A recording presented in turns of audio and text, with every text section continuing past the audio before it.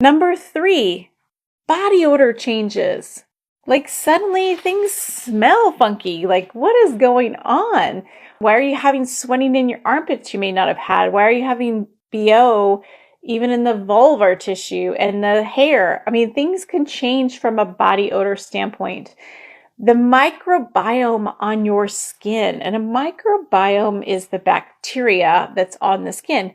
The microbiome changes, and that microbiome in the vagina changes, in the bladder, on the skin, in the mouth, in the gut. This changes when you lose hormones. And so people start noticing that their odor changes.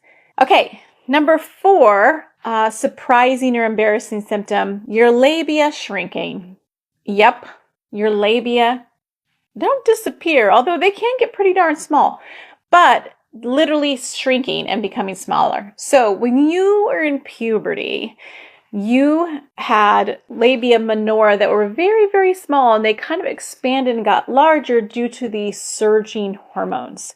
Well, the opposite thing happens when you go through menopause. The labia start shrinking, becoming thinner, becoming paler, becoming smaller, and you look anatomically different, right? You look in the mirror, if you take a mirror down there, which I highly suggest women to do so they know what their anatomy looks like normally, it may look like the labia are actually getting smaller, or even more wrinkles, or even less plump. And that's because A, they're losing collagen, but B, with the lack of hormones, the tissue tends to shrink. And women often will think, why do I look so different? I mean, why are these changes happening? And sometimes that affects libido. If you notice that you don't look the same as you did before, it can sometimes make you self-conscious, especially with your partner, right? And so understanding that that's normal, that they tend to shrink and get smaller, is okay and acceptable. Lastly, I would say stress incontinence, urgency symptoms. So bladder symptoms. I said a little bit about the microbiome in the bladder, but basically the microbiome changes when you lose estrogen.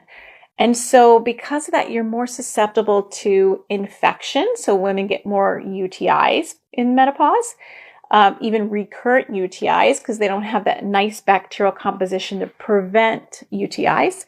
But the other thing is that they develop urgency symptoms, because the muscle also likes to have estrogen to work properly.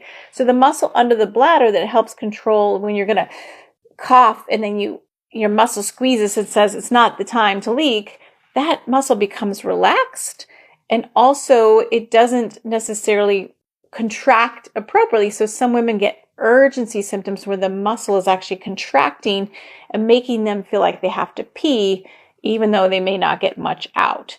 So those symptoms can be pretty embarrassing if you're like at the mall walking around and suddenly you start having leaking. So those are the 5 embarrassing symptoms that happen in menopause down there. But these are things that you can actually do something about. And I would encourage you to talk to your provider if you're experiencing any of these about what are the options specifically for you. And you don't have to live with this. You don't have to suffer. You can get options to help you.